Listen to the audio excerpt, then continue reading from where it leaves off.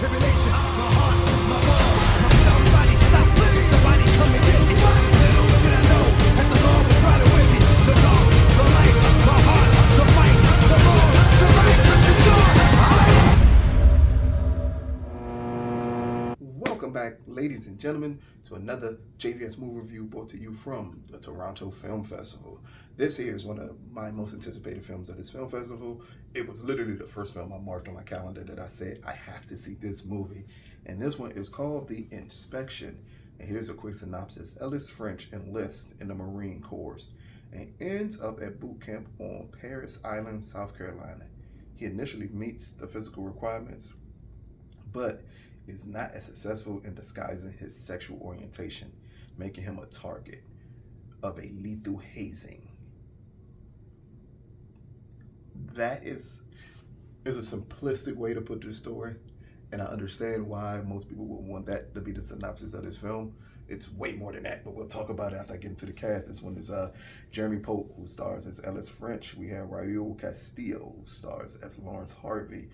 Woodbine, or as most people now call him, the evil Dave Chappelle, who stars as the big man in charge, the man in charge of the basin of the recruits, Leland Laws.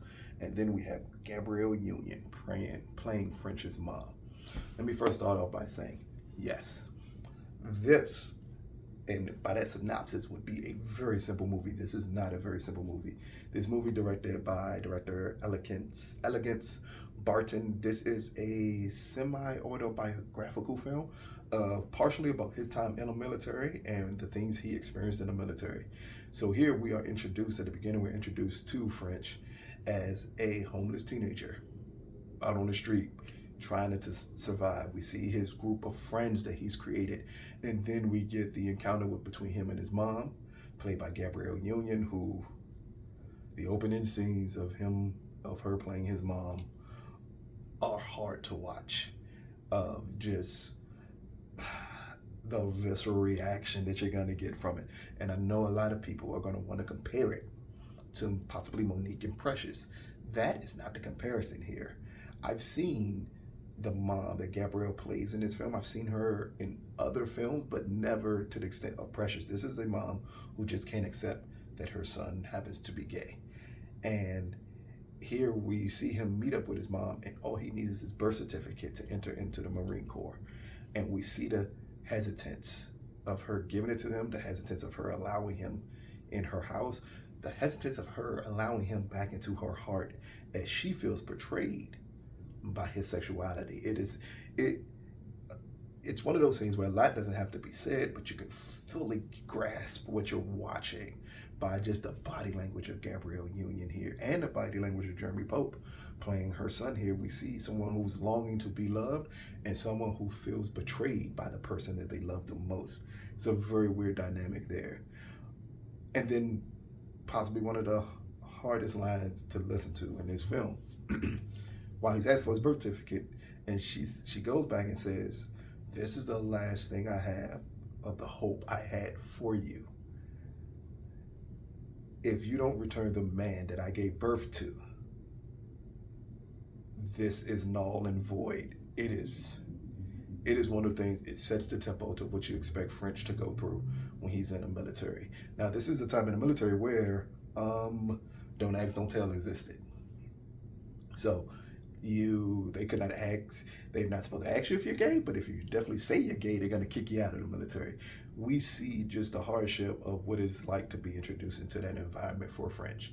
And I'm assuming for Elegance at the time when he was in the armed service, and possibly the things he went through at the hands of people he was in basic training with. Here is when we get the heart and the crux of the story. It's an incident that happens at basic training with French, where early on we see that he is striving. He can meet the requirements with no problem. But mentally, he still has his moments where, again, being a homosexual man in this environment overcomes him at times. And one gut-wrenching scene, it overcomes him so bad it leads to a tragic event happening. But that tragic event sets in motion the man that you're going to get from French for the remainder of the film. So if if you are triggered possibly by these type of military dramas or these things where they display the horrors that some people went through basic training because of their sexual orientation, maybe this is a film that you have someone to support you while you watch it, because it's definitely something you need to see, but maybe not by yourself, because a lot of this stuff can be triggering and will be triggering to a lot of people. But in its core, it's still a story about a man who everything he does is to get the approval and the love from his mom. Like, I got the feeling watching this film that French wasn't even in the military for himself. He was in the military because he needed to prove to his mom that I can be something and that I can earn your love back. And that is the hard part of this film, because we see that throughout the entire course of this film, down to Woodbine Woodbine playing this horrible person. And again, he says something interesting in the film, and it's not a spoiler, but he says it, and I think it's highly important. As he's going to it with one of his, played by Raul Castillo, one of his guys who's second in command. He's arguing about the treatment that French is receiving for behind Woodbine's character, Laws. And Laws basically says, it's not my job to pat them on the back or treat them well when they're down. My job is to make them into monsters. If French makes it out of basic training, he will be the monster he needs to be to survive moving forward.